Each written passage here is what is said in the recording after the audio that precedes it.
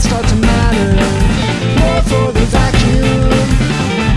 And if we stop turning over, hands on the shoulder. So I've taken my exported and remapped MIDI file and I've inserted it into Cubase.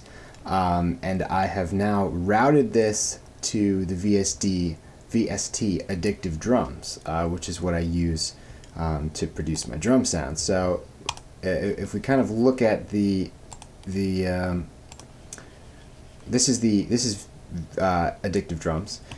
This is what it looks like when you first start it up. You know, you've got like different drums here, and you can click them to.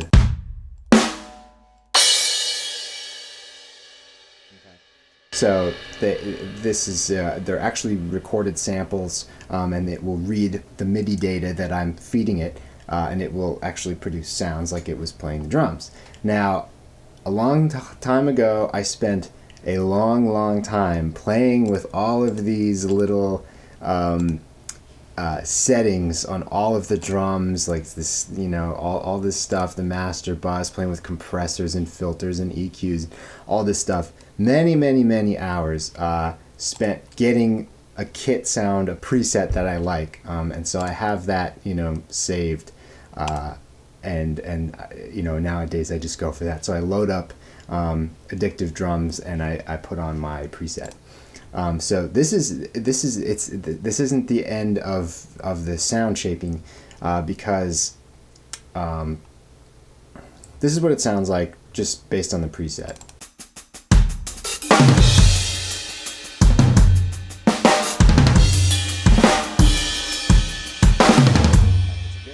It's a very full sound, and there's a lot going on. However, it doesn't sit in the mix well the way I have it. So I actually have it so that I need to put also an EQ on top of it to make it sound good.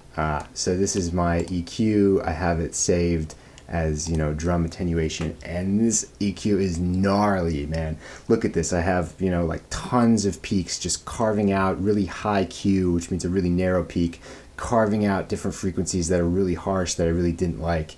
There's a technique where you take one of these peaks, you raise the Q all the way up as high as it can go, which makes the peak really narrow, and you kind of hold it up at a really high gain and sort of move it across the spectrum until you hear these really nasty tones. And if you hear something that sounds really awful, then you cut away at that frequency. And if you keep doing this long enough, you get this EQ carving technique, and it kind of forms a clean sound sometimes. And it worked pretty well for me. So I have this preset, and then I also have it cut off everything below 20 hertz and kind of have like a little bump at the bottom just to kind of give the kick drum a little bit of oomph. So this is what it sounds like with the EQ applied.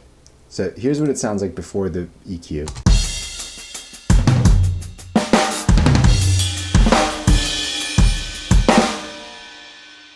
Here's what it sounds like after the EQ.